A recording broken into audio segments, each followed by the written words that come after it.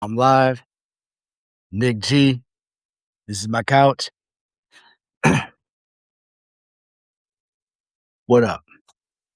I thought I'd come live today. I do it when I want. I don't want to do a schedule. I want that organic feeling. Hey, dog, there's this dude. Because I think about other people that feel that pressure of giving you a scheduled show. I got to prepare my show. What am I going to talk about today?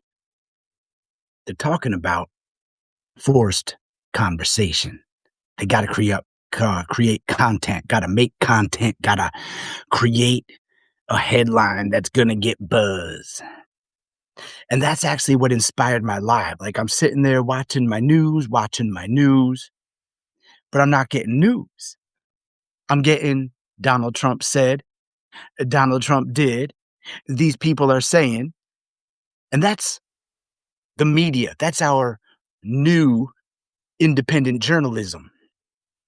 They're giving us what people said, what people are saying, and then they give us polls, and then they give us commentary.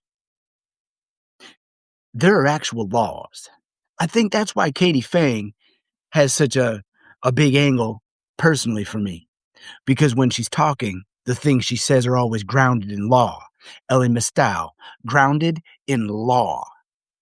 Michael Harriot, grounded in history. Professor Greg Carr, grounded in history. Now, if you don't know about Greg Carr, you need to kick up Saturday morning, in class with Carr. I feel like they're maybe at episode 310, which means there's a big catalog for you to catch up. The latest episode is about Jesse Jackson. You know Jesse Jackson, the guy who should have been given the credit that Reagan is, while Ronald Reagan was being Donald Trump for the 80s. Jesse Jackson was changing the Democratic platform to what we progressives in 2026 see. But we don't know nothing about that. We just know I am somebody. You know what I'm saying? We don't know about the content of what Jesse Jackson did. You know, we talk about Barack Obama. Do you realize how much method Barack Obama's strategy and platform that he took on for running for president was actually the strategy of Jesse Jackson in 84, in 88? I watch a lot of media. I just saw last week Tommy Vitor and Ayman Mohadeen. Tommy Vitor from Crooked Media, Ayman Mohadeen from MS Now. They were talking about how now there's a partnership. So connected Obama officials who are always wrong, who brought us Donald Trump because they told us to bridge gaps with Republicans, and Ayman Mohadeen, who is on MSNBC. Now, Ayman Mohadeen's a solid dude, but he's also, when you visually look at him, he's white passing. Dig what I'm saying?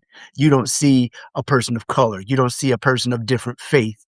You see a white passing dude on a fake progressive channel, MS Now. CNN is also a fake progressive channel, CNN. It is the Scott Jennings show. They have a fixed camera on this guy so we can watch him have reactions. And it's not, I mean, come on, dog. That's not news. That's Festivus for the political class. We talk about politics. We talk about dialogue. We talk about platforms, but we don't. It's like our news at this moment. If you are a white face, MS Now, CNN, The Bulwark, Crooked, Midas fucking touch. All you're doing is pushing white gossip. I recently made a Substack post about how Midas Touch loves Gavin Newsom. We do not need to watch these men on Midas Touch fillet this corporate dem. Get your lips off his balls, gentlemen. He hates poor people. He doesn't understand trans people. He doesn't give the respect to the American Black individuals who deserve a little something because their entire entrance into the United States on this continent was not even as human beings, was as chattel. 14, 15-year-old women, as soon as they started menstruating, were creating capital for the owners of these enslaved people. You dig what I'm saying? And somehow Gavin Newsom doesn't think that people, even though his state voted for it, he vetoed it. Whereas people who are descendants of enslaved people could have reduced education in California. That was the thing. That was a form of reparations, to have that going into the decisions based on how they get their education. Now, I talk a lot about the difference between white media. Now, I named a lot of white faces. If you were part of a former administration, you don't belong in new politics. If you start speaking about what Democrats are, what Republicans are, and never mention that there is a fucking document called the United States Constitution. And so, one document, one citizen, one vote. So when you're talking about parties, one of the things that irritates me is when the Bulwark, specifically Sarah Longwell, Democrats need to. I'm not taking Democrat advice, first of all, from a Republican. People who want to advance progressive ideas, people who want to advance progressive concepts, dig what I'm saying, need to express progressive concepts. Now, what is considered progressive? Human rights, dignity, equality. You know what I'm saying? That's progressive. We keep using the words fascism, Gestapo, Nazis. Where do you live? I live in the United States. The United States, you know, the ones that are documented with enslaved people, with human chattel, with property owners having the right. Why do you think that we have the Electoral College? You know what I'm saying? If we utilized the popular vote, being a property owner don't mean fuck. Dig what I'm saying? Don't mean fuck. One person, one vote. There's nothing about immigration. There's nothing about policies regarding inflation, regarding economics. We are so simple in the requirements of being an American citizen. We are so simple in helping things. Where do we complicate things? Handshake deals. We're complicating things with compromise. In Congress right now, both the House, both the Senate, when you're sworn in, they start sitting you down to make phone calls for money. You tell me what dollar. Dude, I'm Nick G. I'm a dude on a couch. You hear me? I am able to press a button on my device. Nobody, a dude on the couch, am able to communicate with people. People don't know to look for me. The people that do know to look for me, they listen. Dig it? The people who find me curious. And so they listen a little bit. Some people decide I'm a fuckwad. Some people are like, man, you think some weird shit. I never thought about it that way. Dig it? One, I don't wake up and I'm a Democrat.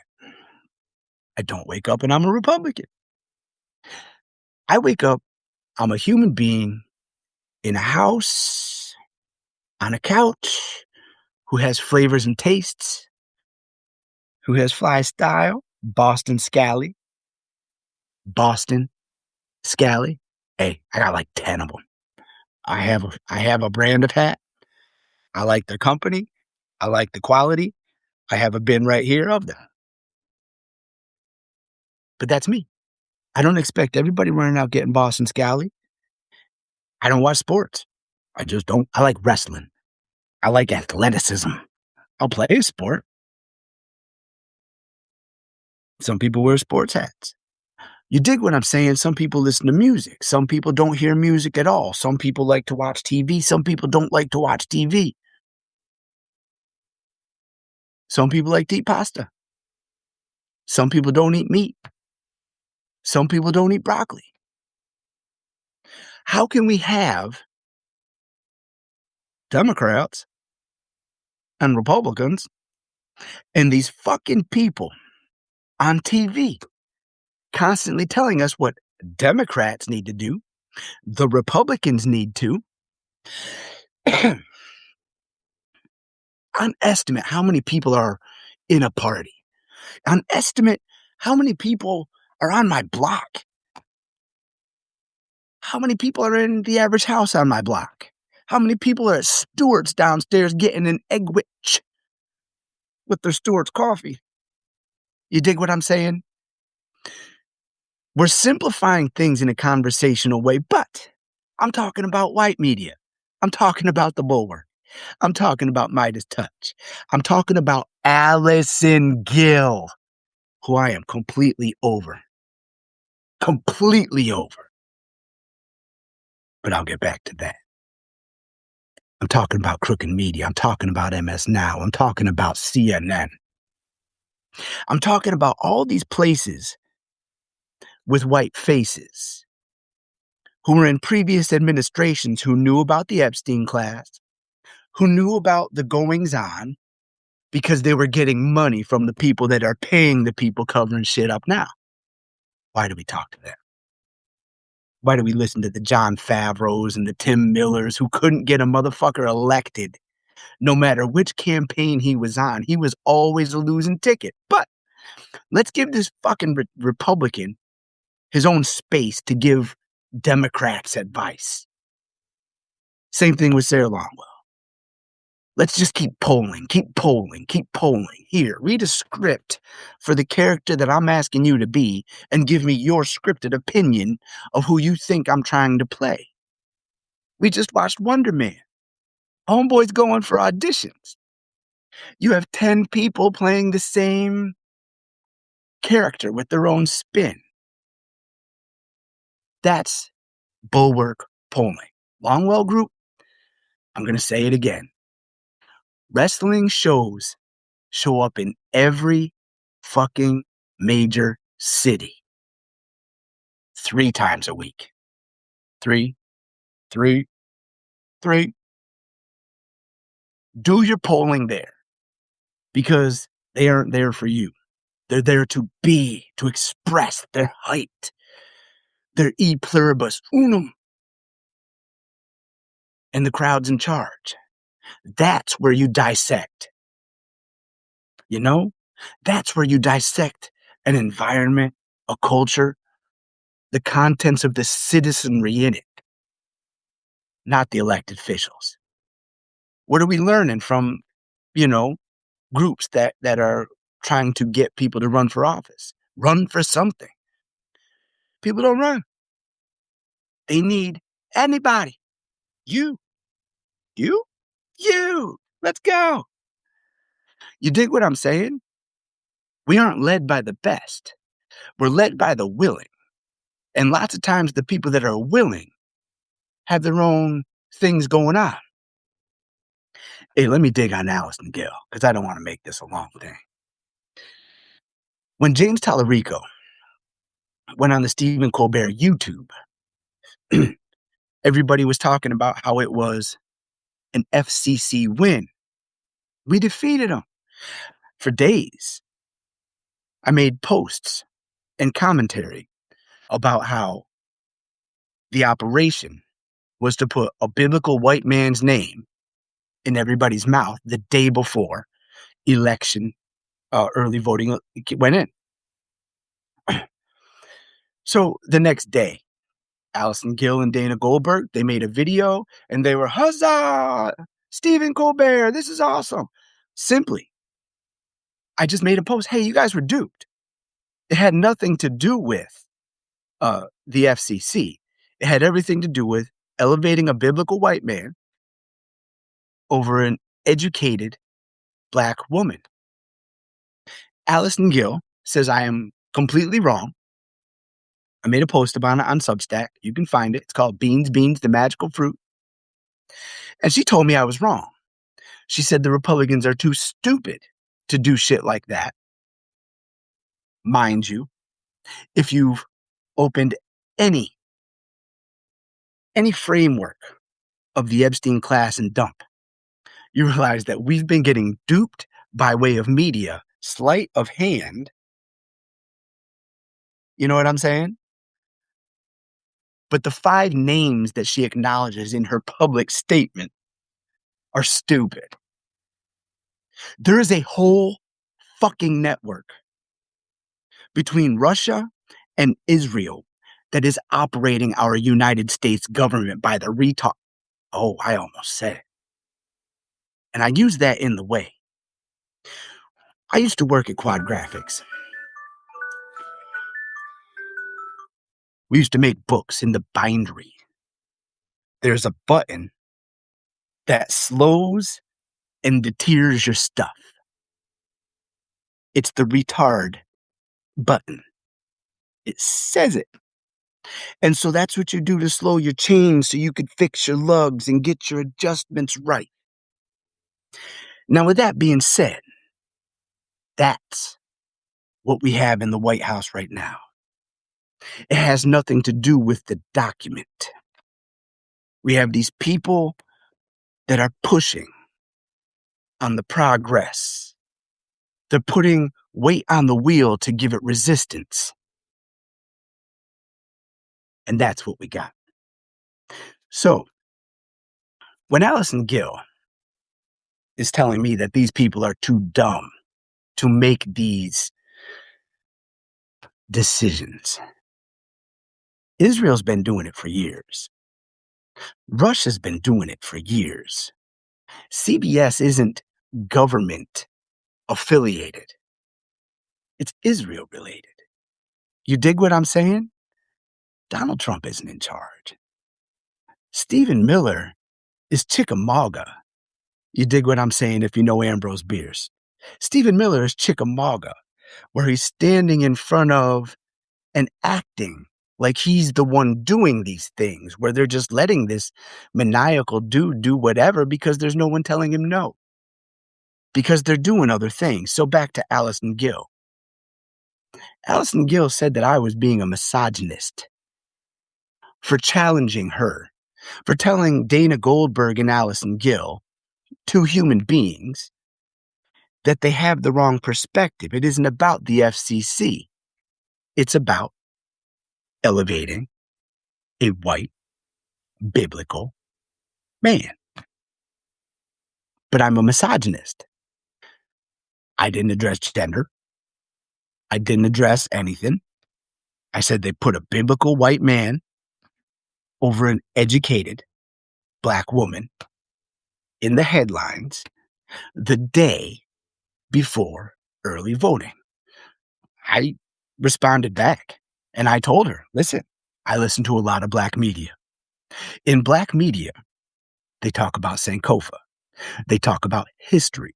They talk about rights. So I know very well about COINTELPRO. I know very well about the different mechanisms of spying and interference that they would get, how they would do distractions for this so that you could focus on this.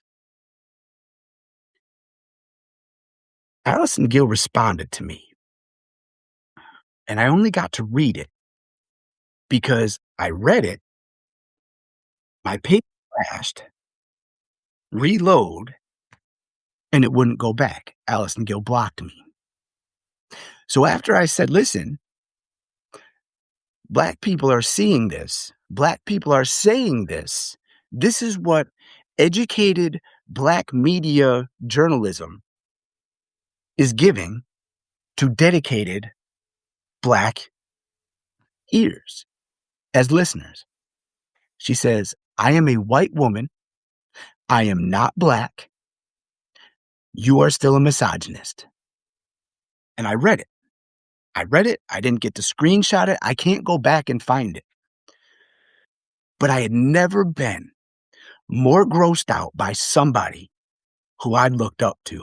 And when I say, like, I know that I discovered the Daily Beans when I wasn't the Daily Beans. I discovered Mueller, She Wrote when I was working at Hannaford in 2019.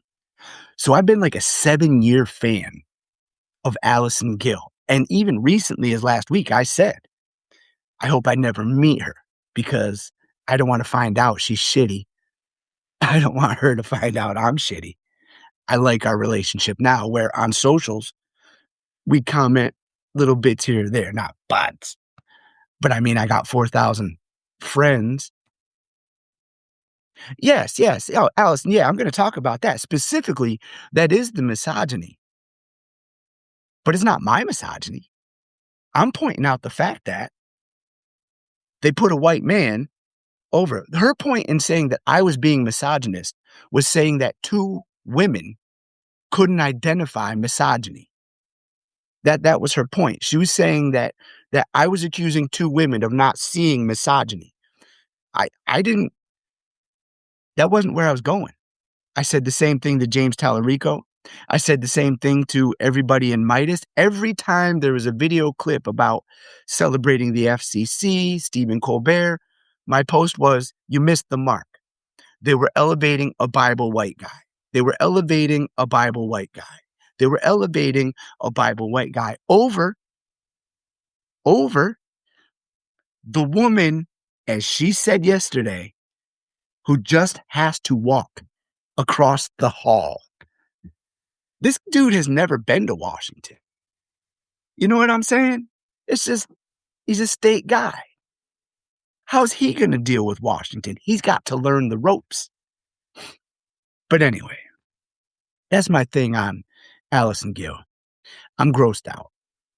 And I'm grossed out by her being a progressive, but saying to me she was a white woman, so she didn't hear the Black things. And then saying that she didn't see it. Come on, dog. Nothing is real. Nothing is real. You know what I mean? Nothing for the last decade has been real. Nothing for the last 40, 50 years has been real. And we're acting like it's just this little Keystone Cop group that's just fucking with us. The nation? They're in control of the United States government? Where we're covering Donald Trump's quotes and not the legality of what he can do. So he's doing these things because we're talking about him doing it. We're talking about him saying it. We are in a camera. This cost me no money. Why can't people with access turn their fucking camera on, look into this hole right here, and say, this is the law. This is what he's doing. This is illegal. You don't need a court. You don't need a court. The courts are just the officiators. I don't need to go to City Hall to marry my person to live in a house for the rest of my fucking life. You dig what I'm saying? And that's essentially what going to court is. You're going to court to have a document, but the law is the law, and nobody's calling them out on the law. We're going on TV and we're making money talking about how he's breaking the law, talking about how he's making comedy. Make sure you come back. I'll tell you more. Nobody is fixing that. Mark Elias is fixing things. As a matter of fact, anybody associated with Katie Phang, who she's interviewing, Katie Phang. Now, you got Joy Reid. Joy Reid is my jam because she was able to go from, but she was an established, like there's no point in her life where she wasn't part of production and journalism. No point. So when she left MSNBC, MS Now, she did what I'm doing. As a matter of fact, exactly what I'm talking about is exactly what Joy Reid. I'm going to set her aside because she's freaking amazing. But Katie Phang's the shit because she gets the hall pass. She is new journalism. Where I'm skeptical, very skepticalism of Midas Touch. They do not help. They do not help. At no point should Gavin Newsom be awesome to us. At no point, speaking of the Bulwark, should Josh Shapiro be awesome to us.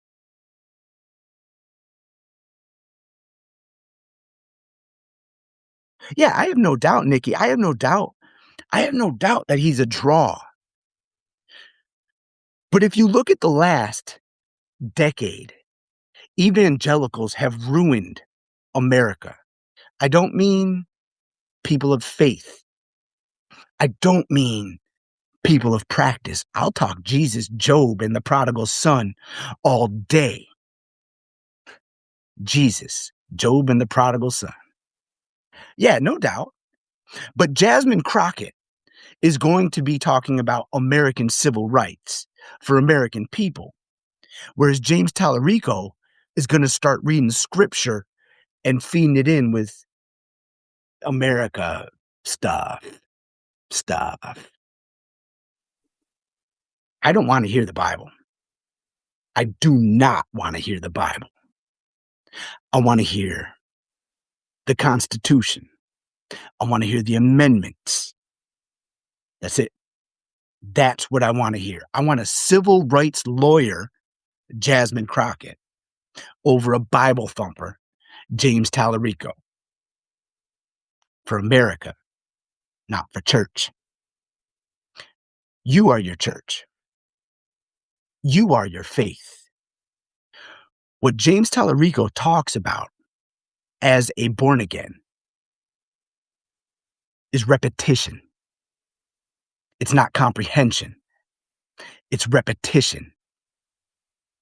That's what the Bible is.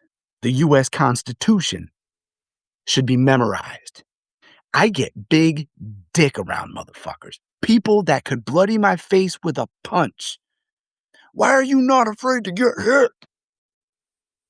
Because you're wrong. I could be dead. You're still wrong. This is exact law. This is your running mouth opinion. I am correcting you. You gonna hit me? You know what I'm saying? Hey, I'm gonna dip out. I'm just kind of ranting. But white media, the Bulwark, Crooked, Adam Mockler, David Pakman, Keith Edwards.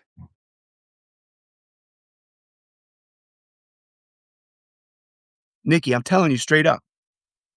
Bible, Bible, Bible, Bible, Jesus, God, Bible, Jesus, God. That's how James Tallarico, the white man who the Republican Party elevated by doing what they did with Stephen Colbert, the Republican Party is going to vote for James Tallarico because the current Republican Party is covering for pedophilia. So it isn't cool now. So what they are doing is they are going to Trojan horse into James Tallarico. That's the message that James Tallarico brings. It is not civil rights. We should be focusing on abolition. We should never again mention Nazi Germany in this period of time. They are slave catchers. They are slave catchers. They're building encampments for American citizens to be slave labor because they got nothing to do anyway. We got them imprisoned. You understand? They are going back to the antebellum where the rich own labor workforce units. You dig what I'm saying? Anyway, I got to get my brains right for work. I wish James Carville can go fuck a duck. He's misogynistic. James Carville doesn't see black people. He doesn't see civil rights. James Carville doesn't see the U.S. Constitution. He sees a political game. And that's the man that's backing James Tallarico. And that's why this biblical bitch-ass motherfucker does not belong in Congress. He belongs in a bayou, in a backwoods church, because that's where that kind of Bibling goes. It doesn't belong in the halls of American Congress. The law belongs in Congress. Yeah, let the duck fucking. Yeah, James Carville's a fucking bigot. I fucking hate him. His presidential candidate that he's already picked is J.B. Pritzker. I don't know if anybody knows about that. J.B. Pritzker is who James Carville. Now, like I say, it's the economy, stupid. It's not the economy. Like they fuck with numbers. The economy is citizens need to eat. Citizens need someplace to sleep. And citizens need someplace to raise their families. That's the economy. You dig what I'm saying, dude? That's the economy. It has nothing to do with job creators, has nothing to do with anything that goes along with. If a motherfucker can't eat, yeah, fuck James Carville. If a motherfucker can't eat, if a motherfucker doesn't know where he's sleeping tonight, you know what I'm saying? If they don't have the money to do either of that, if they can't afford to do it, they don't spend it. Versus the economy's still bad. And these fuckers, they think that means building jobs, building stuff. No. Make it so shit isn't so fucking expensive that people can buy it. I work in a warehouse, a commercial warehouse. I do 12-hour days. Do you realize that the economy has slowed down between people not making money, between people not being able to buy things that aren't immediate life use, like food, rent, and electricity? That my 12-hour days are being cut down to 5. They're sending people home because they ain't shit for them to do. Now, am I going? No. You brought me in. You had better find nothing for me to do before you send me home because I'm scheduled for 12. But that's me. People are going home. People are getting other jobs that don't pay enough. Yeah. The job creators aren't the economy. The job creators is like investing in your cancer. The job creators are like investing in your AIDS, your COVID, your cooties. I don't know how old you all are. I know some of us may be children. Cooties are still a thing. ... Cootie shot. We aren't investing in the things that matter. What matters is not going to fucking McDonald's and getting a $6, $7 fucking egg on bread. You know what I'm saying? $6, $7 egg on bread. But commercialism. Whenever I hear about a franchise having to close stores, good. You over leveraged on a franchise. Anyway, I keep trying to let me go. If you plant me, I grow. If you're gonna believe in something, why not believe in me? You know what I'm saying, dog? Why not believe in me?